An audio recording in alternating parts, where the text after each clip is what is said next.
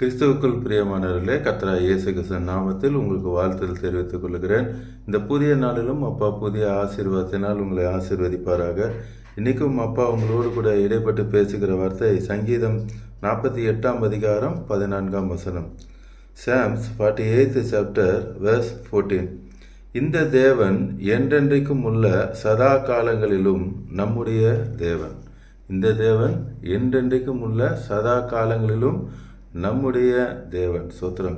அதனால தான் உங்களுக்கு ஏற்கனவே நான் சொல்லியிருப்பேன், அவர் நம்முடைய அப்பா, நாம் அவருடைய பிள்ளைகள். என்றென்றைக்கும் சதா காலங்களிலும் அவர் உங்களுடைய அப்பாவாக இருக்கிறார்.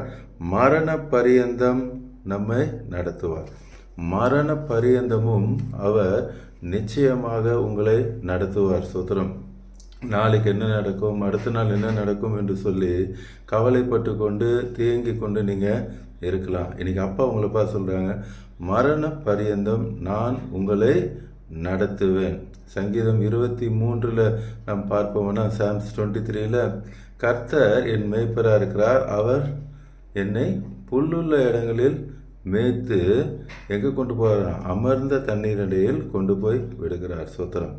அவர் அமர்ந்த தண்ணீரடையில் கொண்டு போய் விடுகிற தேவன். எங்கே நமக்கு ஒரு ஆசீர்வாதம் வரும், எங்கே நமக்கு ஒரு செழிப்பு வரும், எங்கே நமக்கு சரீரத்தில் ஒரு சுகம் வரும், எல்லாவற்றையும் அவர் அறிந்திருக்கிறார்.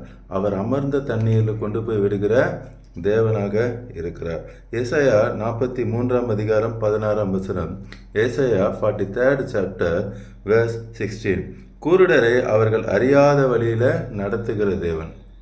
நெக்ஸ்ட் ஸ்டெப் எப்படி வைக்கணும்னு சொல்லி நமக்கு தெரியாது. குருடர்னா ஃபிசிக்கலாக குருடர் கூட சொல்லலாம், இல்லை ஆவிக்குரிய காரியமாக நம்ம பார்ப்போமானால், குருடர் நெக்ஸ்ட்டு நான் என்ன செய்வேன்னு தெரியல, என் வாழ்க்கை எப்படியா போகுமோ தெரியல என்று சொல்லி நீங்கள் பயந்து கொண்டு இருக்கலாம்.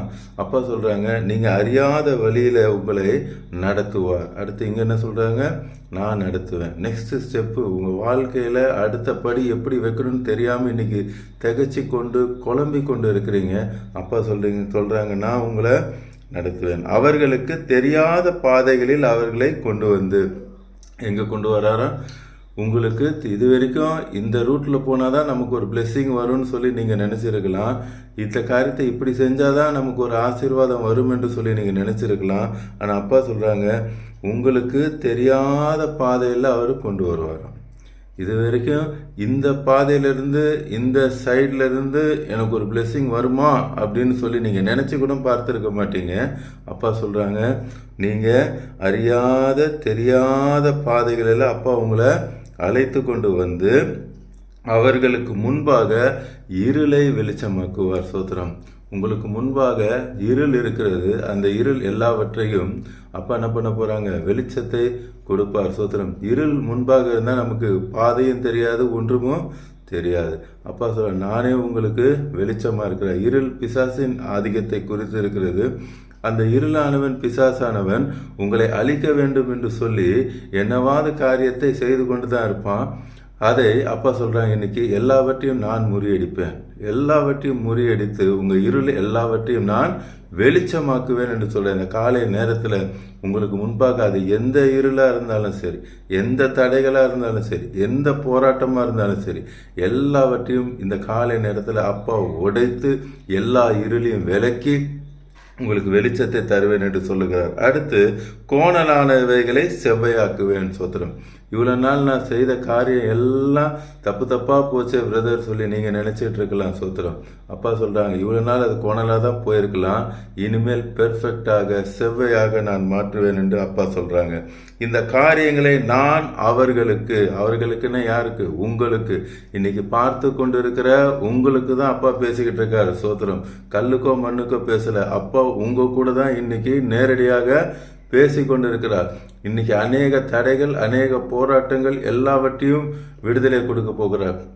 இன்னைக்கு பார்க்குற அனைவரும் நீங்கள் பாக்கியவான்கள். அப்பா ஏதோ ஒரு காரியத்தை உங்கள் வாழ்க்கையில் இன்னைக்கு நிச்சயமாய் செய்வார். சோத்திரம். அதற்காக தான் இன்னைக்கு அப்பா பேசிக்கிட்டு இருக்காங்க.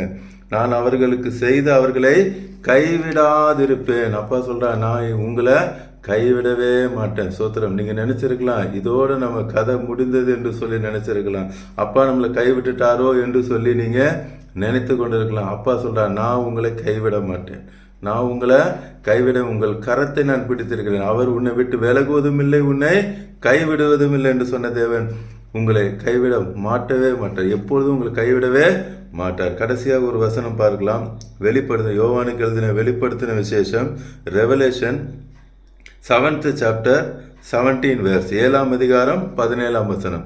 சிங்காசனத்தில் மத்தியில் இருக்கிற ஆட்டுக்குட்டியானவரே இவர்களை மேய்த்து. யார் உங்களை மேய்ப்ப? ஏற்கனவே சொன்ன சங்கீதம் 23 Psalms 23 கர்த்தர் என் மேய்ப்பரா இருக்கிறார், நான் தாழ்ச்சி அடைய மாட்டேன். இங்கேயும் அப்பா சொல்றாங்க, சிங்காசனத்தில் மத்தியில் இருக்கிற ஆட்டுக்குட்டியானவரே இவர்களை இந்த இடத்துல உங்க பேரை போடுங்க. ஜோஸ்பாலை மேய்த்து. பார்த்து கொண்டிருக்கிற உங்க பேரை போட்டுக்கொள்ளுங்க. உங்களை இனி யாரும் இதுவரைக்கும் யாரும் மேய்த்திருக்கலாம். இனி அப்பா சொல்றாங்க, நான் தான் உங்களை மேய்க்க போகிறேன். சோத்திரம். இனி உங்களை மேய்த்து இவர்களை என்ற இடத்துல பேர் போட்டுக்கோங்க. ஜோஸ்பாலை ஜீவ தண்ணீருள்ள நதிகளண்டலுக்கு நடத்துவார். சோத்திரம். இவ்வளவு நாள் வறட்சியான பாதையில நீங்க போயிருக்கலாம். அப்பா சொல்றாங்க, ஜீவ தண்ணீர் உள்ள நதி ஊற்றண்டைக்கு அப்பா என்ன பண்ணுவாங்க? நடத்துவாங்க. கடைசியாக தேவன் தாமே இவர்களுடைய கண்ணீர் யாவையும் துடைப்பார் என்றார். ஹல்லேலூயா. சோத்திரம். இவ்வளவு நாள் நீங்க அழுது கொண்டு இருக்கலாம். இன்னைக்கு அப்பா சொல்றாங்க, இவர்களுடைய உங்க பேரு ஜோஸ்பாலுடைய கண்ணீரை அப்பா இன்னைக்கு துடைக்க போகிறார். இன்னைக்கு ஆவியானவர் உங்களோடு கூட பெர்ஃபெக்டாக பேசியிருக்கிறார். இன்னைக்கு யார் பார்த்தீங்களோ நீங்கள் எல்லாம் பாக்கியவான்கள். அவருடைய தீர்மானத்தின்படி தான் இன்னைக்கு இந்த செய்தியை நீங்க கேட்டுக்கொண்டு இருக்கீங்க. தேவன் உங்களை நிச்சயமாக ஆசீர்வதிப்பார். இன்னைக்கு பேசின எல்லா வார்த்தையும் உங்கள் வாழ்க்கையில நிச்சயமாய் நிறைவேறும். எல்லா தடைகளையும் உடைப்பார். உங்கள் கண்ணீரை துடைப்பார். இப்பொழுதும் நாம் கல்வாரி சிலுவை நோக்கி பார்க்கலாமா? அன்பின் பரலோக தகப்பனே, இந்த காலை நேரத்திலும் அப்பா நீங்க பேசுனீங்கப்பா. எல்லா தடைகளை உடைத்து கோணலானவைகளை செவையாக்குகிற தேவன் இந்த காலை நேரத்திலும் அப்பா ஆம் தகப்பனே, உங்களுடைய பிள்ளைகளுக்கு முன்பாக இருக்கிற எல்லா தடைகளையும் நீர் உடைத்து நீர் சொல்லுகிறீர், மரண பரியந்தம் என் பிள்ளைகளை நான் நடத்துவேன்.